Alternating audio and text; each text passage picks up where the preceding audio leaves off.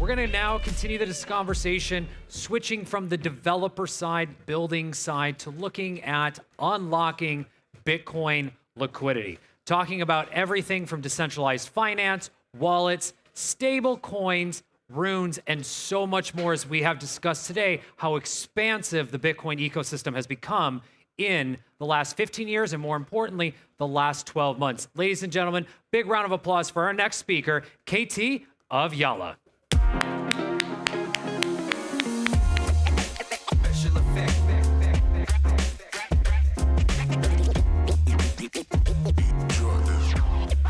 Testing my mic. Hi, everyone. Kaitai here.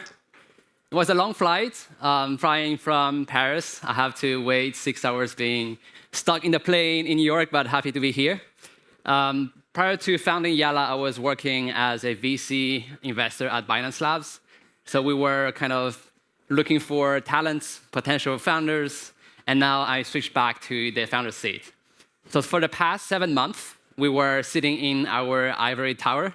Now we'd like to share what we do, to have a new set of eyes to give us feedback or ask us questions. So the protocol we are building here is called Yala. It's putting in simple word, we are trying to bridge this Bitcoin liquidity from the Bitcoin ecosystem to the rest of the ecosystem via a stablecoin. Before I jump into the product, I'd like to present the team behind it. We are 3 co-founders. Ben Liu is the CEO in charge of product and marketing. He was one of the co-founder of Alchemy Pay. If you guys know, it's the on-ramp solution for businesses. Our CTO here is from Circle. So she was engineering director at Circle. She's located in the US and now in charge of security and the tech aspect. And you know me, Kaitai, third co-founder and COO in charge of strategy, fundraising, and I was working for Binance Labs on their early stage VC team. We also have 2 amazing key partners, William Remore, one of the early joiner at Maker. So he is helping us on product design and risk management. You guys will see one part of our product is a over-collateralized protocol. And Casper from Lido, so helping us on go-to-market from the community side.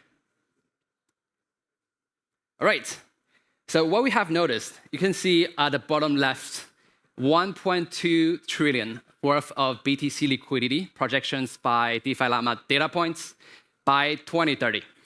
So unfortunately, we saw there were only 6 billion worth of BTC last year.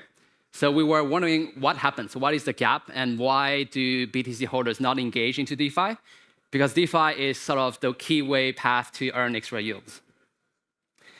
We interviewed 60+ whales, BTC holders, and you can see into the cloud of words some of the key points.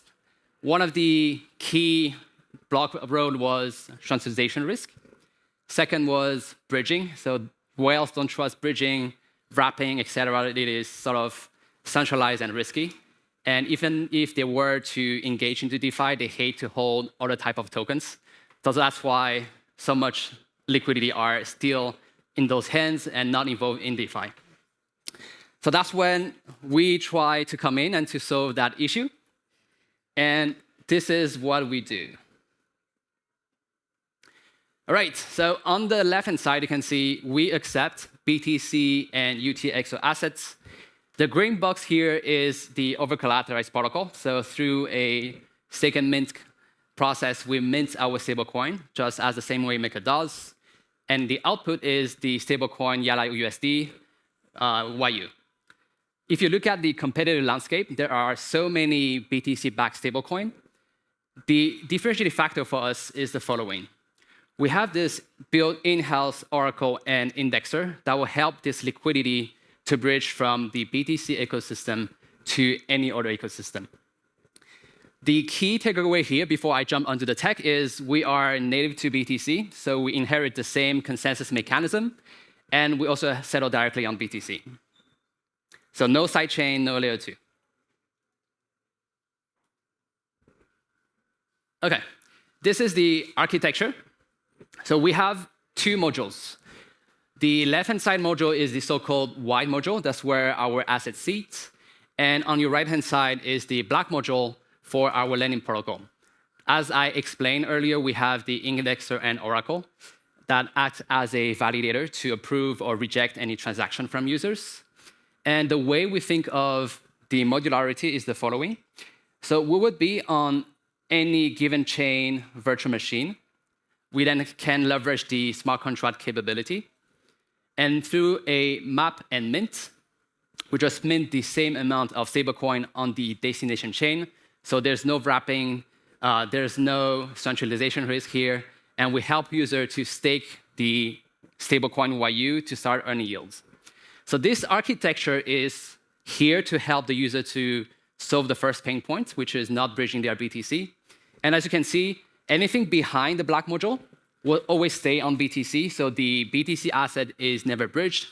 The stablecoin is the asset and the tool to help us to leverage yields.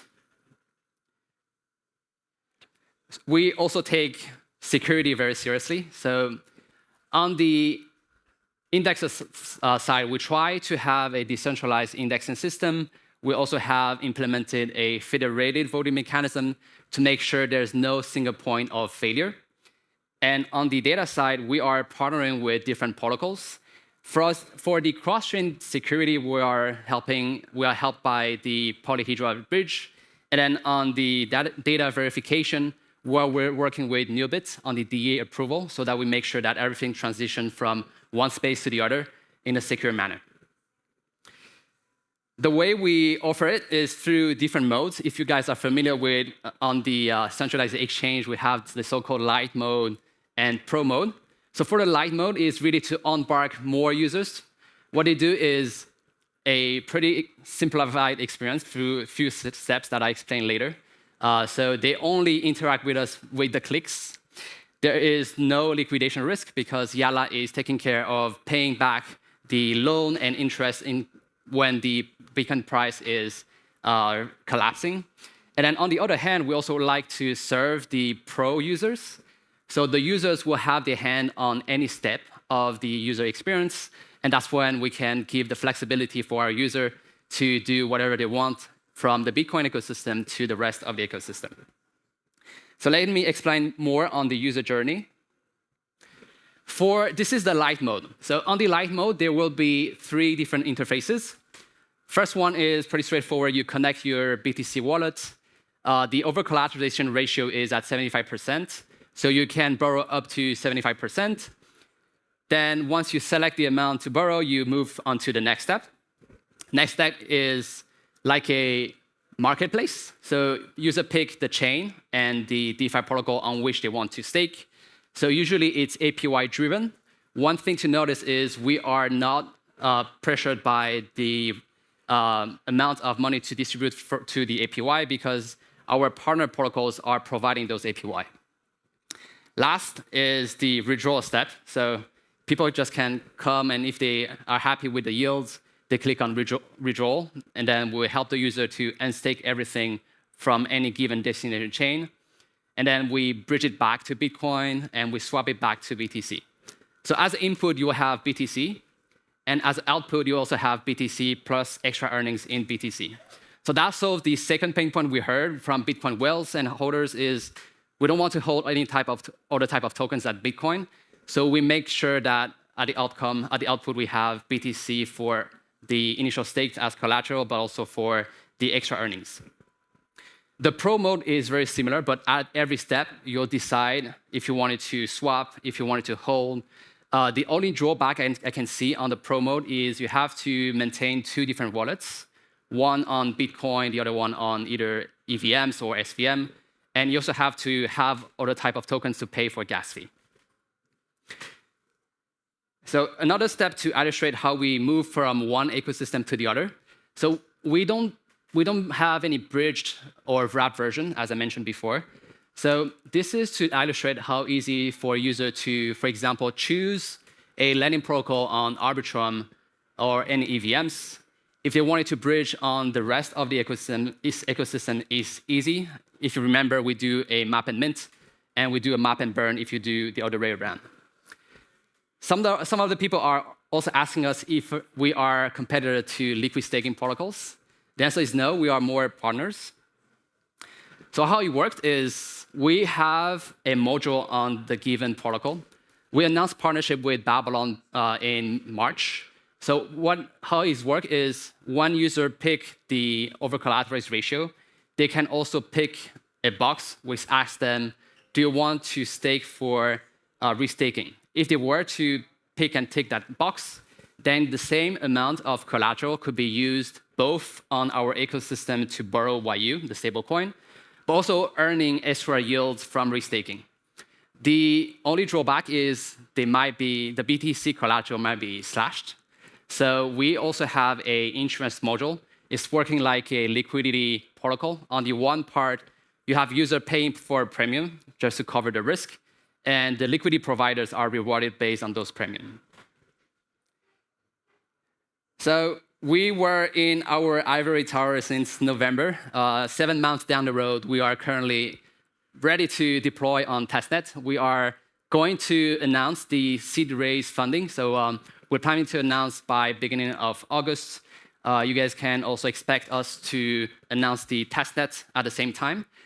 We plan to do the testnet for around 2 to 3 months at least, given the feedback, so that gives us time to, one, upgrade the product and also go through different audits.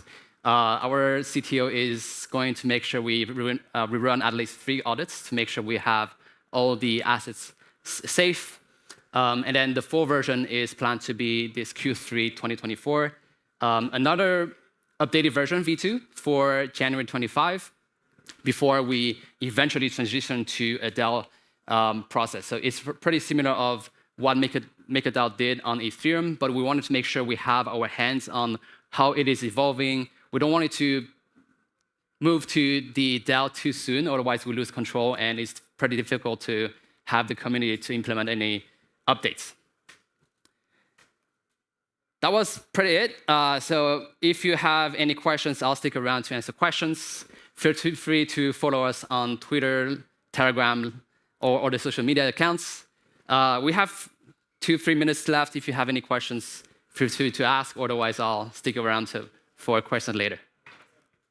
Thank you.